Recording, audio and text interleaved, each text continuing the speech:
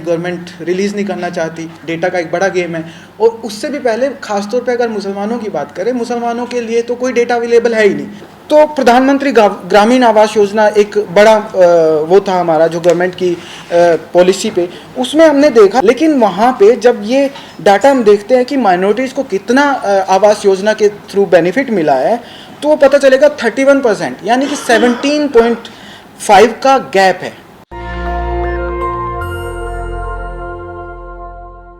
हम जो कंक्लूजन्स हैं उन पे कैसे अराइव किए, हमारा डेटा कैसा था, मेथोडोलॉजी के सवाल। तो इस तरह के रिपोर्ट के लिए सबसे पहला जो सवाल होता है कि आपके पास डेटा होना चाहिए। और आप लोग जानते हैं कि पिछले कुछ सालों में ख़ास तौर पे हमारे पास डेटा तो अवेलेबल है नहीं, गवर्नमेंट रिलीज़ नहीं करना चाहती, डेटा का एक बड़ा गेम है। और उससे भी पहले ख़ास तौर पे अगर मुसलमानों की बात करें, मुसलमानों के लिए तो कोई डेटा अवेलेबल है ही नहीं। एक सबसे पहले गोपाल सिंह कमेटी थी और उसके बाद सच्चर कमेटी ने एक लार्ज लेवल पे मैपिंग किया, बट फिर भी लार्जर डोमेन से जो पब्लिक डोमेन है उसमें डेटा अवेलेबल नहीं है। फिर भी हमने कोशिश की कि चलो कैसे करते हैं। तो मेथड हमारा ये था कि जैसे उन्होंने बताया कि 10 डिस्ट्रिक्ट सेलेक्ट की, जिसमें काफ़ी सिग्निफिकेंट नंबर पे मुसलमान थे। मतलब 10 डिस्ट्रिक्ट में लगभग 1 करोड़ 40 लाख के आसपास मुसलमान हैं, जो पूरे देश की पॉपुलेशन का 8% है, मुसलमानों की पॉपुलेशन का 8% है। और अगर उसको देखा जाए तो वो असम की 45% पॉपुलेशन का हिस्सा है, मुसलमानों की जो पॉपुलेशन है इन 10 डिस्ट्रिक्ट में। तो अब हम इसको कैसे करें, कंपेयर कैसे करें? तो हमारे पास 3 तरह के यूनिट्स थी।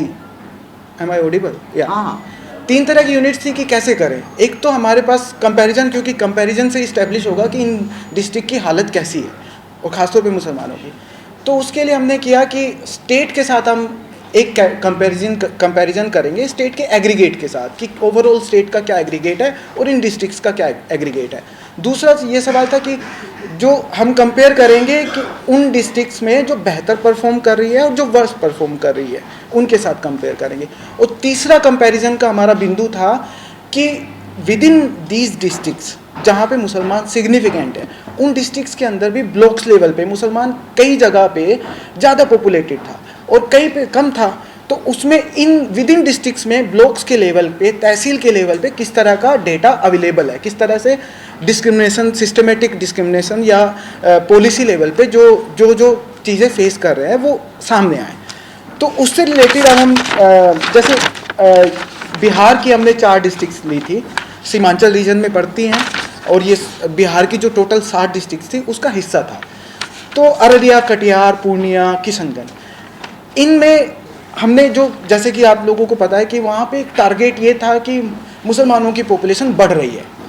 तो अगर उस डेटा को एनालाइज करो कि क्या एक्चुअली में बढ़ी है, तो पिछले 2001 का जो सेंसस था, जो 1991 से 2001 तक का डेटा देता है, और 2011 का जो सेंसस था उसमें पता चलेगा डिकेडल पॉपुलेशन ग्रोथ जो है वो पता चलेगा कि इन डिस्ट्रिक्ट्स में डिक्लाइन हो रही है, और वो सिग्निफिकेंटली डिक्लाइन हो रही है।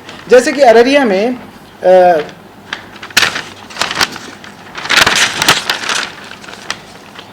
जैसे कि पूर्णिया और कटिहार में 6.9% डिक्लाइन हुआ और 2.56% डिक्लाइन हुआ। तो इस तरह से अलग अलग डिस्ट्रिक्ट अलग, जैसे बलरामपुर और श्रावस्ती का देखें, श्रावस्ती में माइनस में थी। 2011 में जो डिकेडल पॉपुलेशन ग्रोथ है वो -0.5 थी। तो और उसको अगर पिछले साल से कंपेयर, पिछले डिकेड से कंपेयर करोगे तो वो 32% ग्रोथ डाउन हुआ है। हालांकि ये डेटा कितना ऑथेंटिक है, गवर्नमेंट का डेटा है, इट्स हमारा डेटा नहीं है, बट ये गवर्नमेंट का बता रहे हैं।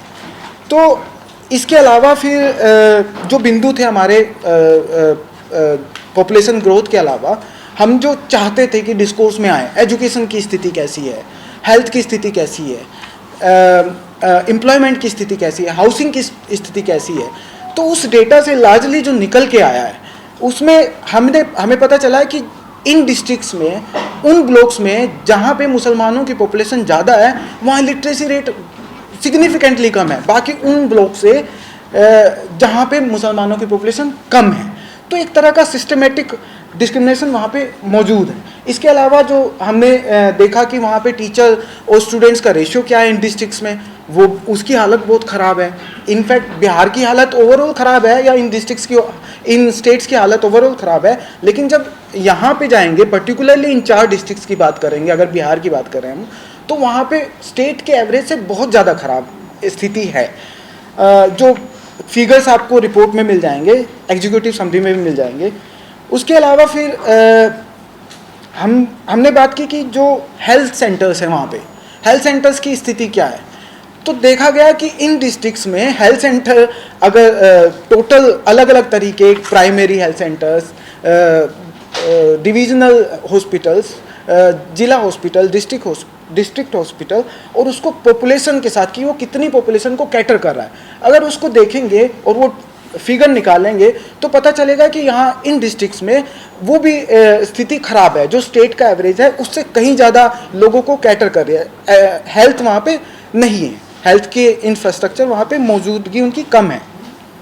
तो प्रधानमंत्री ग्रामीण आवास योजना एक बड़ा वो था हमारा जो गवर्नमेंट की पॉलिसी पे, उसमें हमने देखा कि जैसे बिहार में इन 4 डिस्ट्रिक्ट्स में मुसलमानों की तादाद 48% के आसपास है। इन 4 डिस्ट्रिक्ट का अगर अक्यूमुलेट एक एवरेज फिगर दे, लेकिन वहाँ पे जब ये डाटा हम देखते हैं कि माइनॉरिटीज़ को कितना आवास योजना के थ्रू बेनिफिट मिला है, तो पता चलेगा 31%, यानी कि 17.5 का गैप है मुसलमानों को, माइनॉरिटीज़ को, जबकि माइनॉरिटीज़ में और भी कम्युनिटीज़ होती है, हालांकि वहाँ पे माइनॉरिटीज़ कम्युनिटीज़ की पॉपुलेशन कम है, मुसलमान ज़्यादा है, 99% ऑलमोस्ट।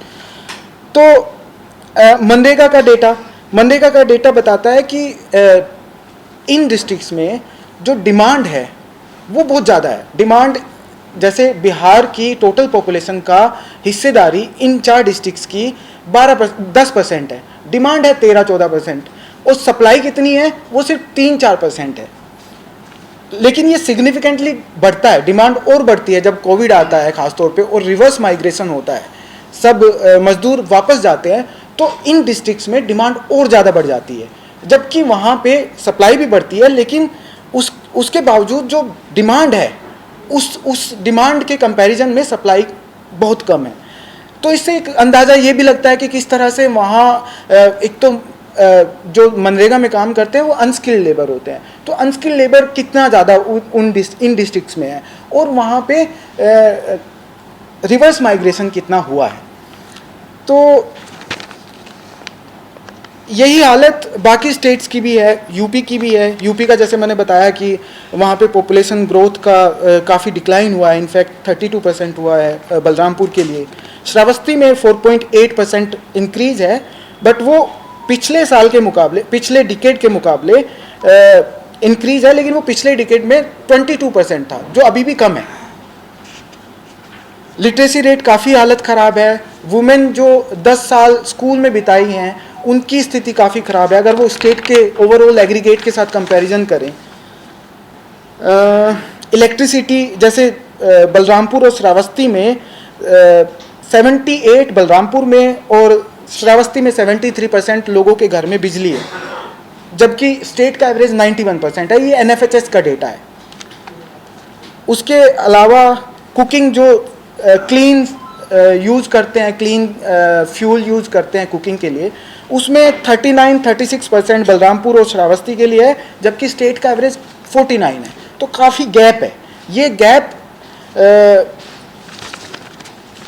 तो इस तरह का डेटा आपको इस पूरी रिपोर्ट में मिलेगा, जो इन बेसिक जो जिनसे हम अंदाज़ा लगा सकते हैं कि वहाँ के डिस्ट्रिक्ट्स की हालत क्या है, और ख़ास तौर पे मुसलमानों की हालत उन डिस्ट्रिक्ट्स में कैसी है, क्योंकि ब्लॉक वाइज हमने इसको डिवाइड करने की कोशिश की है।